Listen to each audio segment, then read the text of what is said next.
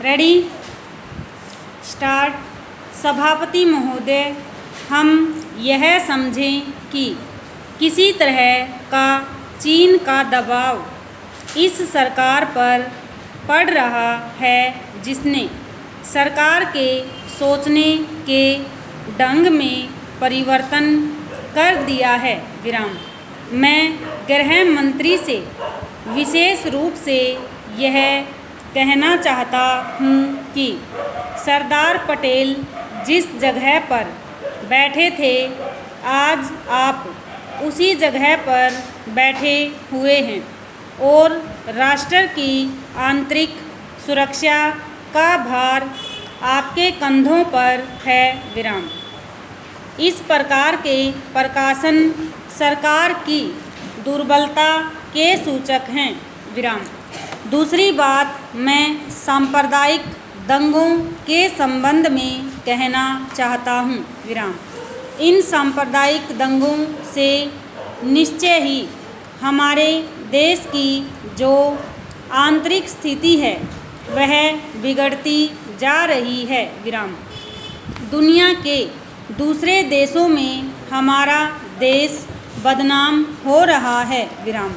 सबसे पहले मैं गृह मंत्री महोदय से कहना चाहता हूँ कि अब जितने सांप्रदायिक दंगे हमारे देश में स्वतंत्रता के बाद हुए, गृह मंत्रालय इस बात की जानकारी ले कि इनका प्रारंभ कहाँ से होता है और कौन उनको प्रारंभ करता है। विराम।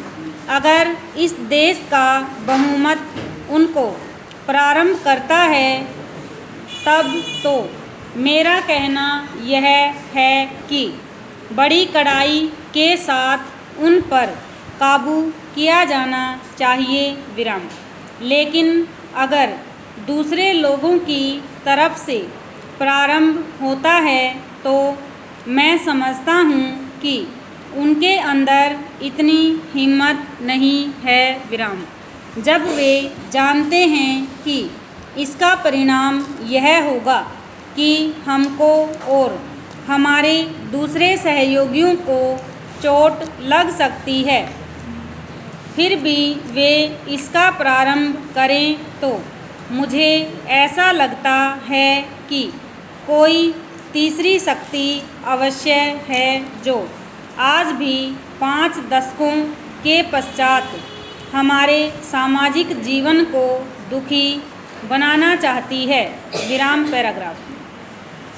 उदाहरण के लिए मैं एक ही बात कहना चाहता हूँ। विराम। पहले गृह मंत्रालय जब अपनी वार्षिक रिपोर्ट प्रकाशित करता था तब उसमें बतलाया जाता था कि हमारे देश में दुनिया के किस किस देश के कितने नागरिक रह रहे हैं। विराम। लेकिन अब शायद जानबूझकर गृह मंत्रालय ने अपनी कमी को छिपाने के लिए इन आंकड़ों को देना बंद कर दिया है। विराम। लेकिन फिर भी प्रश्नों के उत्तर में कभी कभी कुछ इस प्रकार के आंकड़े सामने आ जाते हैं। विराम।